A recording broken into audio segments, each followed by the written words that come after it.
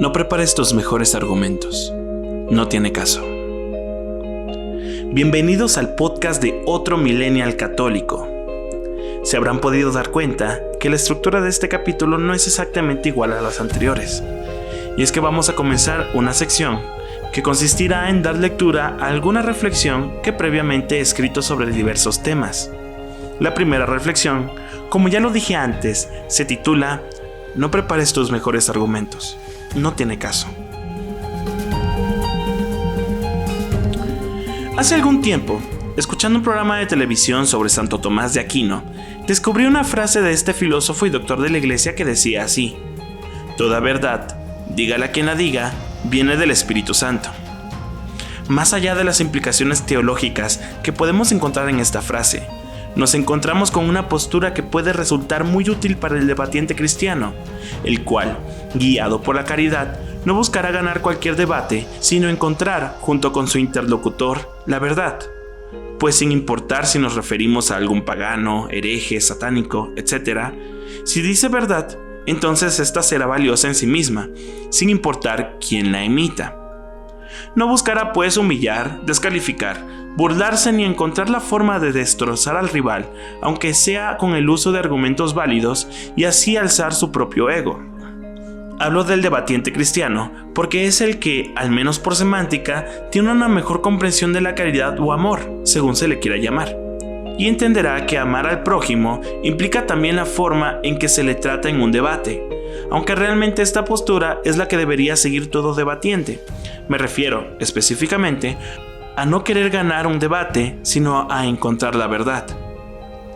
Así pues, aunque no siempre lo logro, desde hace algún tiempo he intentado debatir desde entonces bajo estos lineamientos y he encontrado con tristeza que no es posible ver en casi ningún lugar este tipo de debates, ni siquiera los que se dan dentro de la iglesia, donde es más esencial que se haga. En fin, este texto no es para reclamar la falta de caridad en muchos debates católicos, sino la falta de disponibilidad entre debatientes a buscar la verdad. Así pues, todas las personas que hablan sobre X o Y tema y discuten sobre tal o cual cosa, sobre todo en ámbitos intelectuales y en Facebook, vaya contraste, solo buscan dos cosas: demostrar al otro que la postura propia es la correcta, es decir, defenderla a capa y espada, y si es posible, aunque sea en apariencia, ganar la discusión. Lo cual parece obvio, pero es que ganar la discusión no necesariamente implica tener razón. Es parecido al hecho de que sacar 10 o una nota aprobatoria no implica saber más que otros en la materia, porque hay otros factores que tener en cuenta, como veremos a continuación. Habiendo entendido esto, y por la misma razón, habiéndome decepcionado mucho de las personas, he concluido en que la gran mayoría de los casos no tenía sentido entrar en debates, porque no se conseguía nada. La otra persona solo iba a atrincherarse en su postura, se pondría a la defensiva y yo solo pasaría un mal rato. Pésimo si se trataba de algún ser querido. Además, aquí se suma un detalle importantísimo que me ha hecho desesperarme muchísimo, y es que la calidad argumentativa de muchos tristemente deja mucho que desear. Mucho que desear. La verdad es que las personas no solamente son más o menos ignorantes en muchas cosas, sino que no logran procesar adecuadamente la información que reciben del mundo. Yo lo resumo en una frase que es muy imprecisa pero muy ilustrativa: no piensan. Un ejemplo claro de esto es cuando sucedió la trágica noticia de aquel niño que disparó a su maestra y compañeros en Coahuila, México. Rápidamente se dio a conocer que por diversas razones parecía que el niño se había inspirado en un videojuego para cometer tan horrible acto. Y pronto Facebook se cundió de personas, publicaciones y memes que hablaban de que los videojuegos no causaban ninguna especie de violencia y se recurría a las series y demás contenido que, entre líneas, sugerían que, por decirlo de forma práctica, era culpa de todo menos de los videojuegos.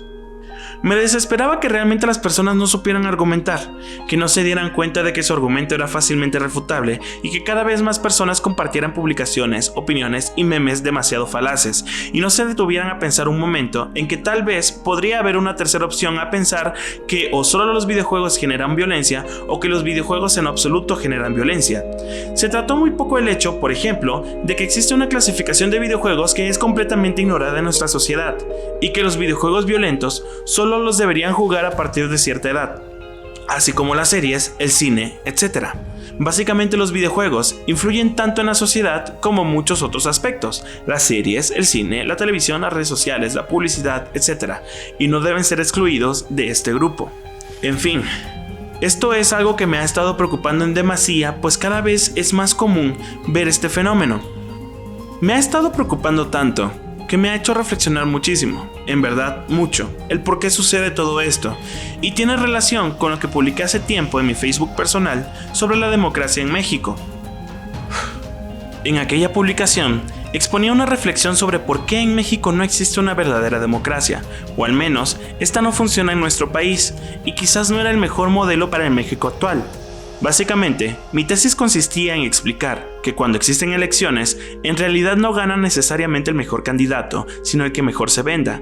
Y así, las campañas políticas en realidad se convierten en campañas publicitarias que solo buscaban hacer que las personas compraran, con su voto, al producto que mejor se les vendiese.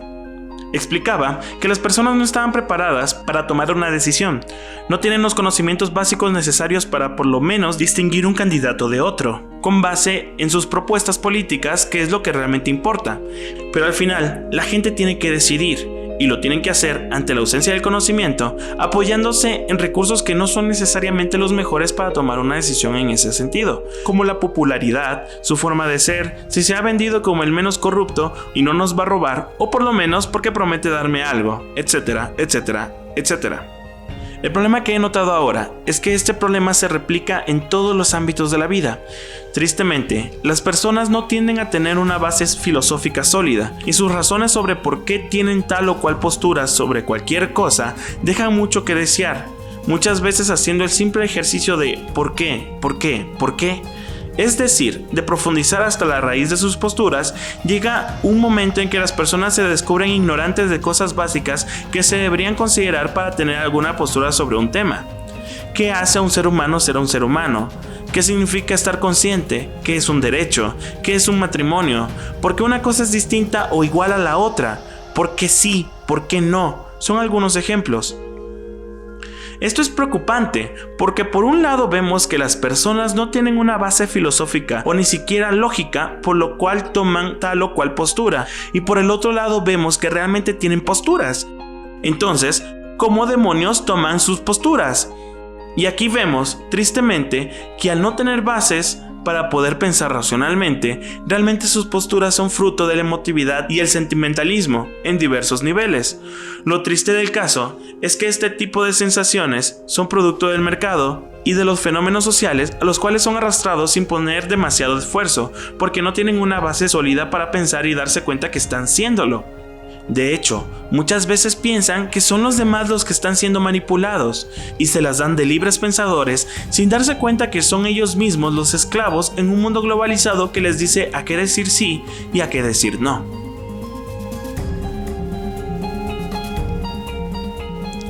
Y es por eso que le doy este título al texto. Como esta lucha no es realmente racional, sino emotiva, puesto que las personas no se convencerán por la validez de los argumentos racionales, sino por la subconsciente lucha en el ámbito emotivo, no tiene caso, a menos que la otra persona esté dispuesta a encontrar la verdad, preparar los mejores argumentos porque, probablemente, ni siquiera serán escuchados.